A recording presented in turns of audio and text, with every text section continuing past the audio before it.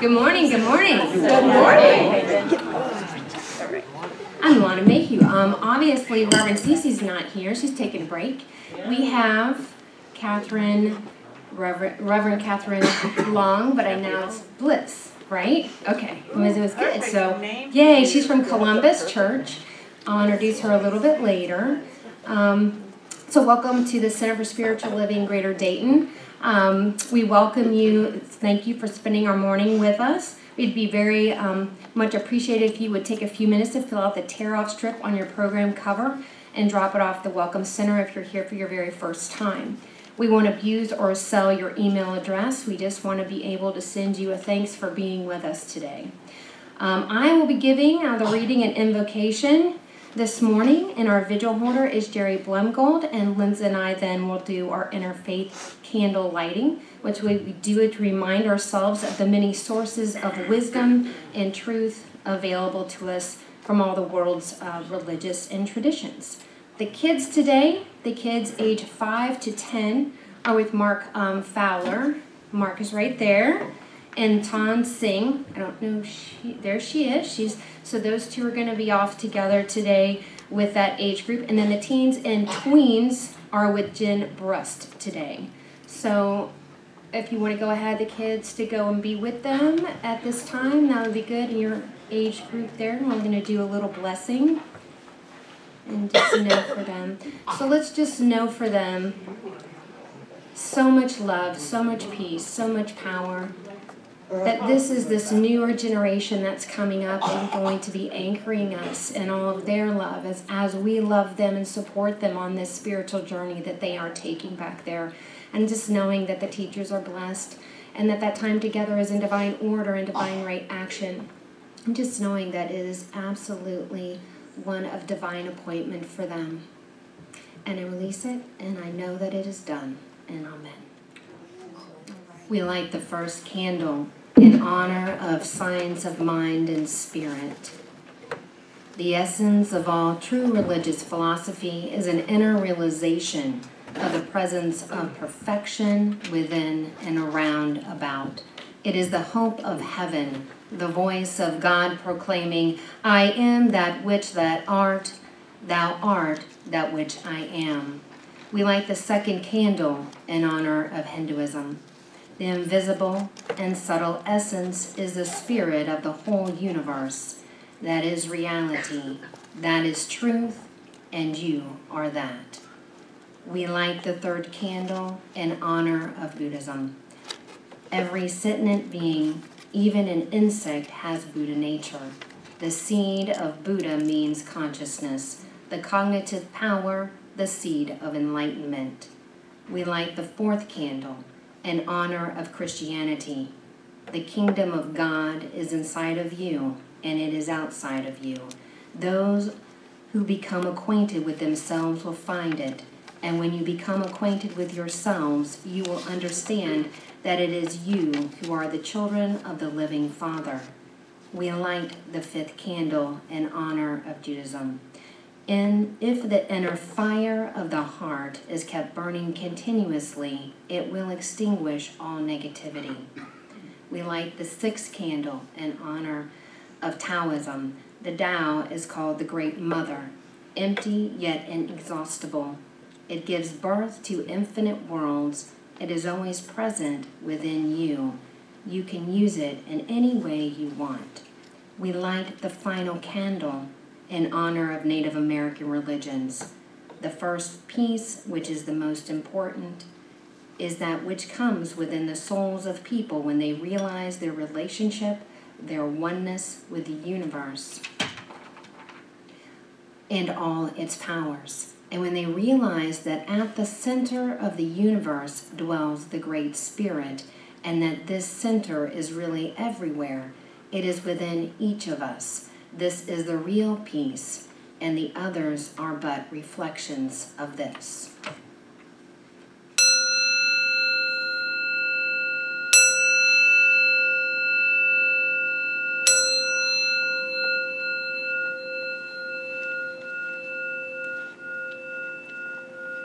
Self-awareness is not enough. This is by Ernest Holmes, The Power of an Idea.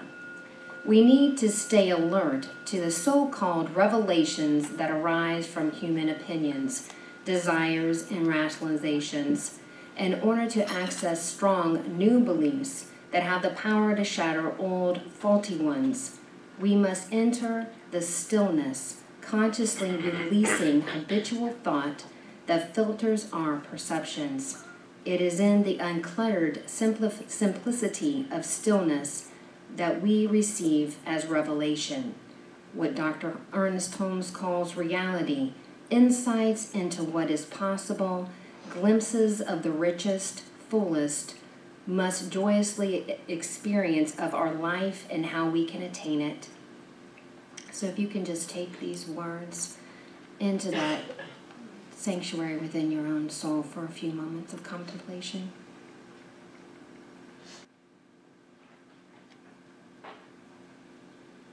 So I'm knowing that in this place of love, in this place of light, in this place of peace, God is standing with us as in this moment. It is in us and through us and around us at all times. There is absolutely no place that God is not. It is in the busyness of the day and in the silence. It is in our very breath. It is beating our heart. It is absolutely right with us every place, all the time.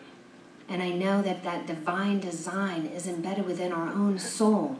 It is part of our tapestry of our own being, that there is absolutely no way to be separate from this divinity. And so I know that there is absolute divine order today in this service with our music ministry, with Reverend Catherine Long, with all of the children in the church. And today we are absolutely just anchored in this magnificent energy of God. And I say, thank you, God. And together we say, and so it is. So I would like to introduce...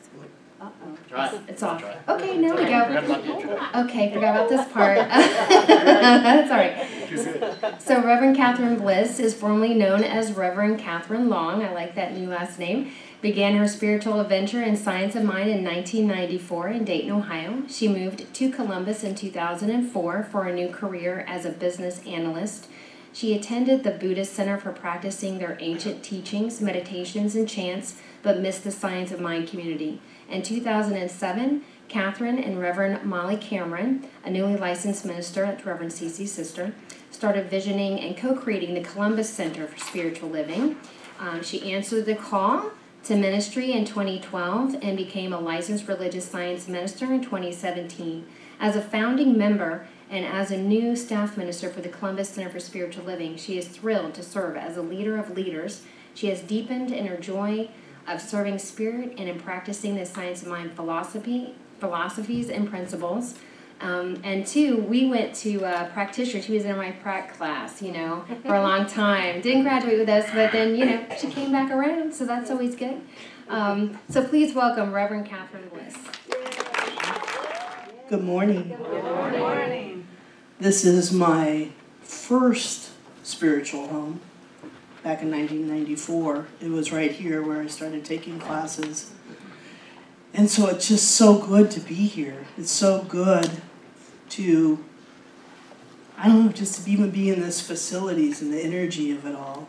This, where I first started and when I first got here, it's like I sat sort of in the back and then I cried for like 3 weeks because I found my home. So it's very, even now, very, just very heartfelt for me to be here, so thank you. So our talk title this morning is Self-Awareness is Not Enough. And that speaks to me about faith, that we can be aware of what's going on in our lives in some ways. Maybe I better hold this up a little higher. And do classes, and we can do various things in our lives to become more aware of who we are and what we're up to and what we're doing. And somehow we can push up against things and sometimes let that hold us back. And I can only speak for my own process, of course. And that was in 1994. I had a calling, actually, to become a religious science minister, and it took about 23 years for me to get there and get it done, which is great. I learned a lot along the way, and so it's all perfect. It was all Spirit having its way with me and having me walk a certain path and a certain step, and that's good. And taking that step actually was my own evolution, and what I know about evolution is that that's that step that's before me, and oftentimes it's very scary because that step that's before me, being evolution, I've never been there before, so I'm not sure what's out there. I'm not sure what's going to happen when I take that step. Well, I'm excited to tell you, as I'm sure in your own lives you've taken various steps, coming up across that step and saying, oh my gosh, not right now, maybe later, those kinds of things. And it is to some point where we get to a place of faith or getting pushed. You've all heard of the spiritual 2x4. Or we can be pulled. Our soul can pull us along and pull us into our next greatest way of being, that godling that's within us, pulling us forward. Or we can get kicked in the pants. I've been kicked in the pants a lot. And I'm grateful because that call, that pulling me forward, is something that kind of in the quiet and in the stillness and in my meditation, I could hear it. With all that noise going on out here in the world, and there's a lot of it, isn't there? That I could be still and I could be quiet, and I could hear my soul calling me. I could hear Spirit calling me forward. Take that step. Take the next step. Take the next step. And so I kind of think of the evolutionary process, that evolution, is when we go to take a step that there doesn't appear to be any path, there doesn't appear to be a place where somebody has necessarily gone before us. There's nothing laid down in the grass, if you will, that we can say, oh, this is the way to go. That it can be pretty scary, it can be pretty frightening, and you might feel a little bit alone. And that's kind of a good thing. I know that doesn't sound like it's a good thing, but it is a good thing. It's new territory, so we don't know what we don't know, and we have to take that step anyway. So I love the visual of, here it is, right at the edge, and everything that I've ever been, forever and always, because I think we're eternal beings, meaning life goes on and on and on, no matter what, that everything that I am, from the very beginning of whatever that was, is with me right here, right now. And everything that I need to take that next step is right in the action of taking that next step. And when I reach out to take that next step, everything that I am and everything that I need is in that next step. Does that make sense? Mm-hmm. So the challenge is that we can't allow or let all this outward stuff, and there's a lot of outward stuff going on, the truth of who we are, the truth of our nature is God. Because we were created from that. We are in direct we're godlings, each and every one of us, in our own unique way. God is so good in our own unique way. So it is necessary that we continue to evolve and grow. And when we don't, that's when that spiritual 2x4, that pain comes along that says, yeah, you're going to move forward no matter what. I like the song, it's like, get up, right? It's like, get up and take the step, take whatever that is. And everything that you need is in that step, everything. There's nothing lacking, nothing missing. All the love, all the joy, everything that you need, all the qualities of God is in that step. So it's just working that muscle a little bit. So taking that step and not being held down by the appearances of death and of dying. And I know we've had quite a week. And what I know is that life is eternal. That's what I know for sure. And that life goes on and expresses even greater and a deeper expression of spirit itself. So I know all of those beloveds that have made their transitions this week in Florida and in other places in the universe, that life goes on, that there's an unfolding happening, a greater being unfolding. So, but we can't allow that to stop us or to make us afraid, because it is faith that pulls us forward.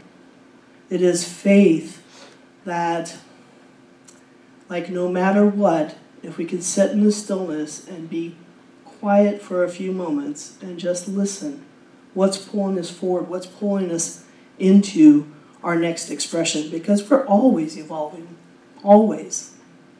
Even when it feels like we're stepping back, that's just a dance move. We're not stepping back, we're just doing a dance move. We're moving around and we're doing something even greater.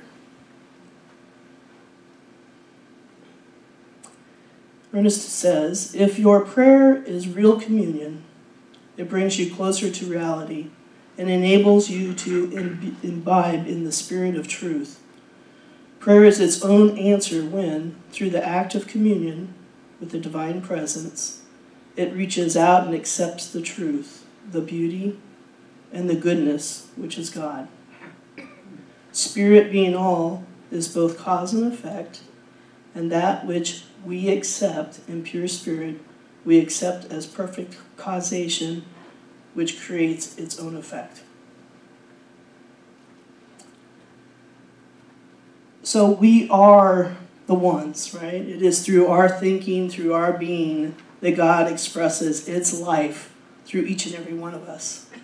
It's through its joy and through its life, through its desire to be life, that it expresses itself through each and every one of us. So my stepping into that next place is saying yes to what feels right and to what feels good. And those places where I get stopped, because sometimes I have judgment, is to stop and look at that judgment. Because it's not about judging out here. It's about something in myself that I'm judging that's allowing me to stop and not take that step. And then I do that little dance thing. So for me, where judgment lives is inside my physical body. That I can stop for a minute and say, that doesn't feel real good. I wonder what that's about. Because it's all over here. It's all about what's going on right here. And even though we're all one and we're all connected, I have to pay attention to what's going on in this vehicle, because it tells me everything I need to know. And then I can stop in silence and say, oh, I got a little bit of forgiveness work to do, and then I don't have to be that judging person. Because I have that. I make mistakes.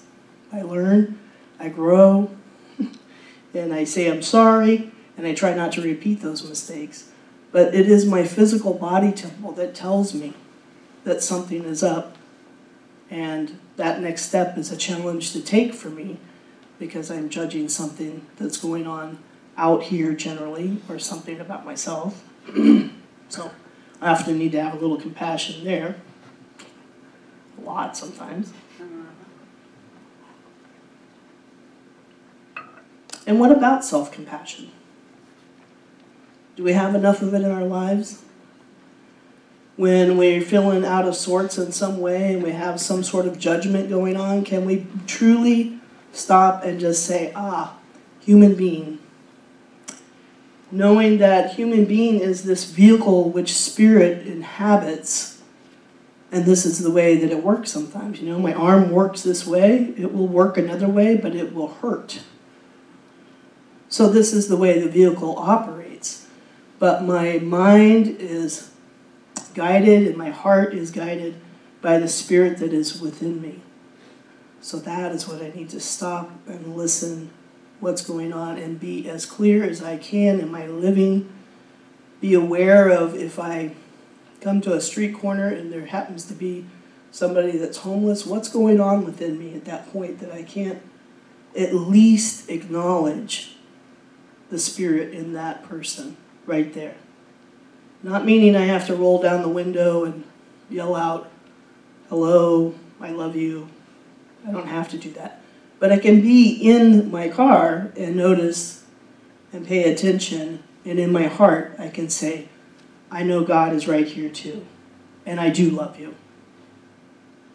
That's having compassion for myself. Because for the grace of God, there go I. And if there's only one humanity, there's only one humanity. There's not me and someone else. So I think it's real important for us to look and to be brave, to look within ourselves and notice where our judgments come up and be very compassionate with ourselves. We're going to do that. That's part of the nature of this vehicle, is to judge things. And it's also our nature as spiritual beings to do a spiritual discernment and just notice what's going on over here and allow that to soften and allow that to fall away and allow myself to love.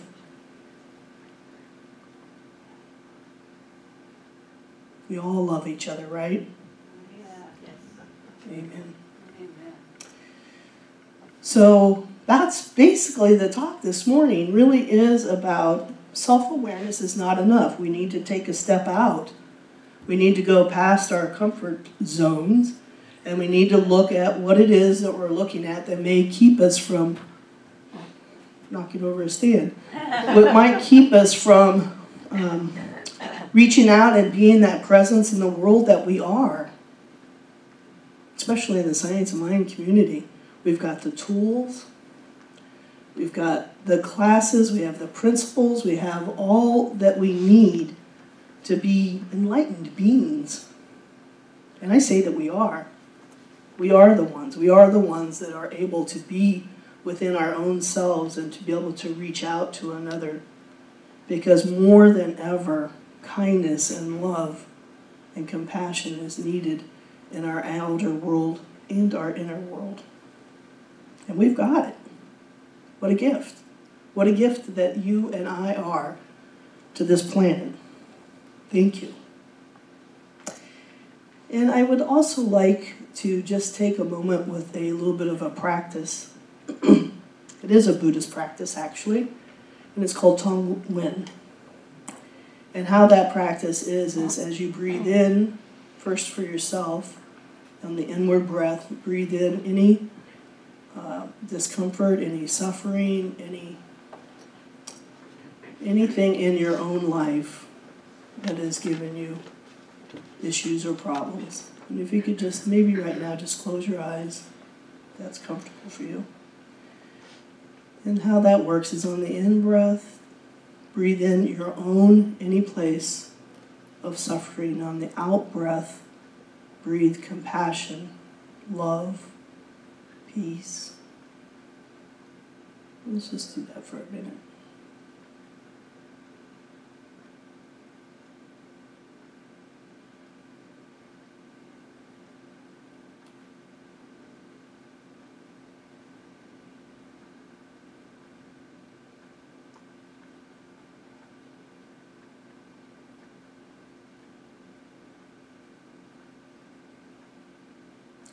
And the next step is to consider your neighbor, your friend, somebody that you know, a family member.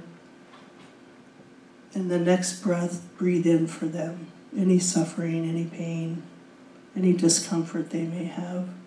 And then breathe out peace, compassion, and love.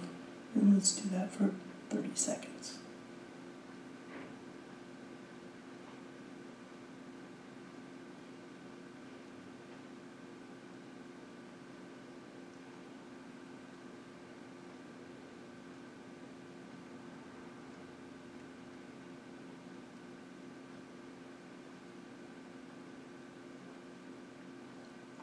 And finally, one more, and that'll be for all of humanity. And I know that sounds pretty big, but it's a breath, so you don't have to be attached. Breathing in for all of humanity, any pain, any suffering, and breathing out love, peace, and compassion.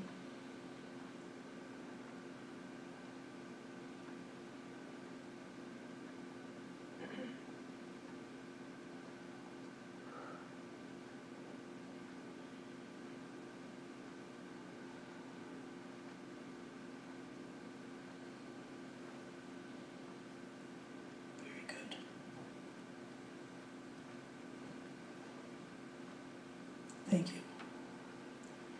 May this practice benefit all sentient beings.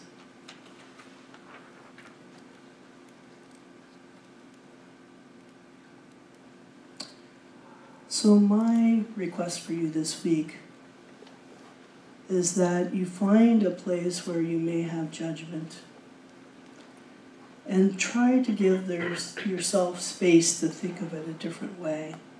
Just try it on.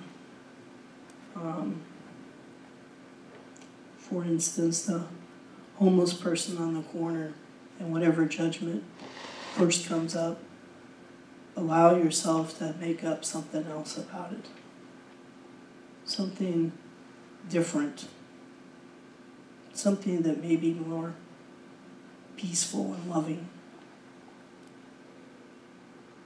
So, my judgment, first thought may be that person has an addiction and can't afford housing for themselves. And my second thought could be that this person is living the way they choose to live. Another way I could look at it is this person is free from making a house payment. There's several ways we can look at things, and I'm asking you to look at whichever your first thought is and make something else up in your second and third thought. Just try it on. See what happens. So with that, I believe my talk is coming to a close, and I don't remember when I started, so I'm probably pretty close. Because I didn't look at the clock there. So thank you. And again, it's so wonderful to be here in Centers for Spiritual Living, Greater Dayton, where it all started for me. And I'm just so grateful. I'm grateful to this community. I'm grateful to all my classmates that we did all of our studies together. And who knew? Who knew? Yeah, so the Spirit kept pushing until I finally got pulled, and I'm very grateful for that. So if you would now, just feel free to close your eyes and join me in prayer.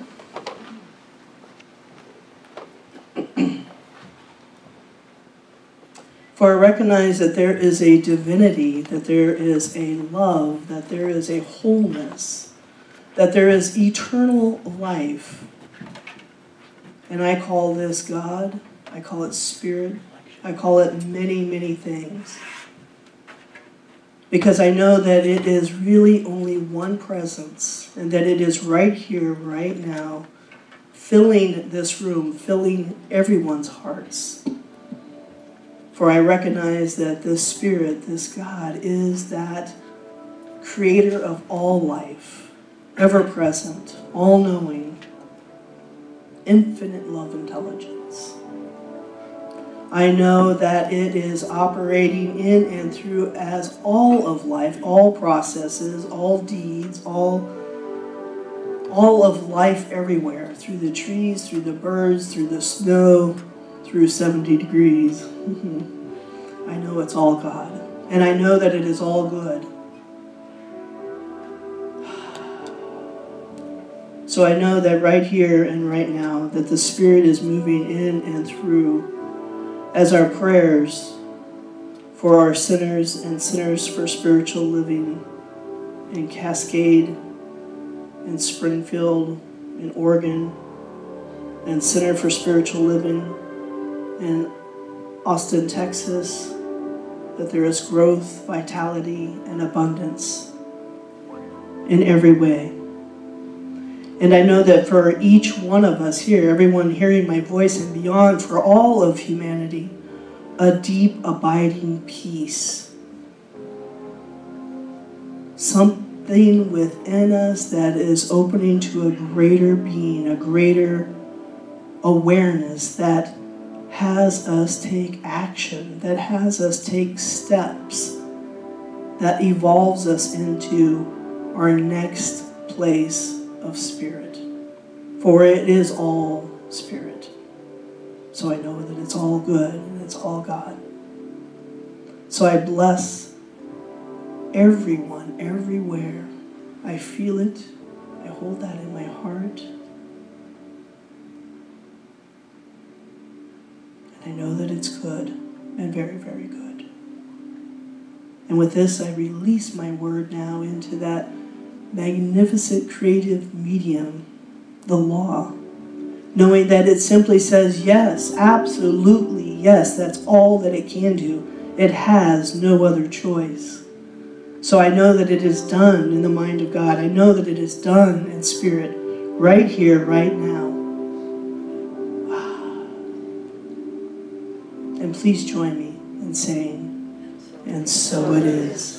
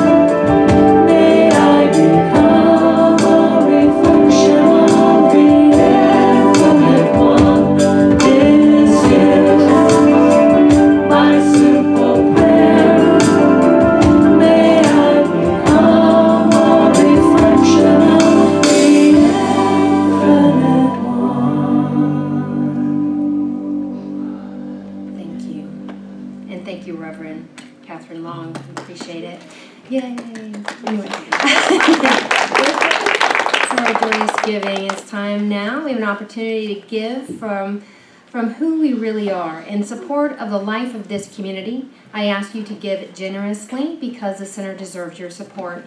We help you change your life for the better. Let's affirm together.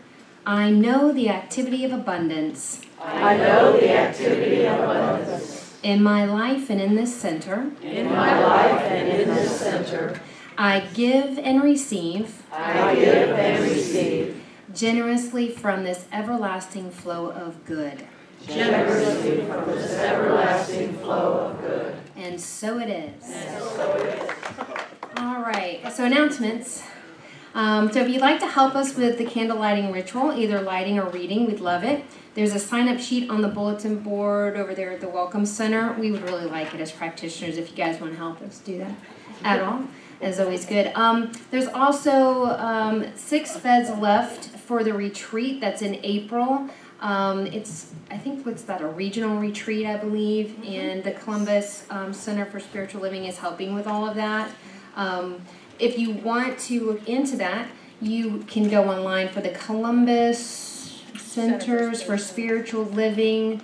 I hope I did that right. Is that eastern half of the country? I think so. Is that the region? Yes. Eastern half Yeah. of the country? 6 beds left. It reminds me of psychiatric. I'm sorry. It's like, it does. I was like 6 beds left. I don't know. Anyway, sorry. You tell my line of work, but that's okay.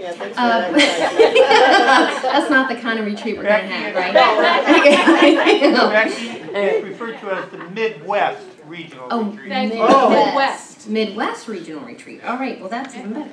Prosperity Plus class starts this week. If you haven't signed up, please do so today. Jerry's teaching that class. We have an extra student kit or 2 so you can still take advantage of this great opportunity to expand the way you think about prosperity. A lot of great things come out of that class financially and really can begin to move and shift a lot of stuff if that's something that you are having issues with, or, always come to us as practitioners. The sign-up sheet is on the bulletin board, and the classes start this Thursday at 7 o'clock. Next week is our second community conversation. The topic is, what is our why? Please bring your thoughts about what the center provides, about what you would like to see it provide, about who you want us to be in the world, so that meeting will again meet in small circles for a discussion, which I thought went really, really well when we did that a couple weeks ago. Please be sure to review the events and flyers in your bulletin today. There's a lot happening around here. Then it says, okay, everybody take a few minutes to give everybody around you a hug and introduce yourself to someone you really don't know, or a mental health hug, right? Like 6 or 7, I don't know. Is it 10? I have no idea. 10 or 12. Oh, well, whatever. 10 to 12. Just keep getting hugs, I guess. Thanks to everybody who made this morning service possible, our ushers and greeters, practitioners, the welcome team, the Higher Mind Band, and you. Also, if you want prayer requests, please fill out any kind of prayer requests in our little prayer box back there. I always pick them up. I don't know what it is. Maybe nobody needs prayers because there's not been a whole lot back there. I'm thinking to myself, we don't need prayers? Come on. Come on. And also, we have a prayer line that you guys can call. We used to get so many on the prayer line. I was thinking, what is it? Maybe everyone wants to text. I have no idea, but we used to get tons and tons. I'm maybe getting 2 a month. That's interesting.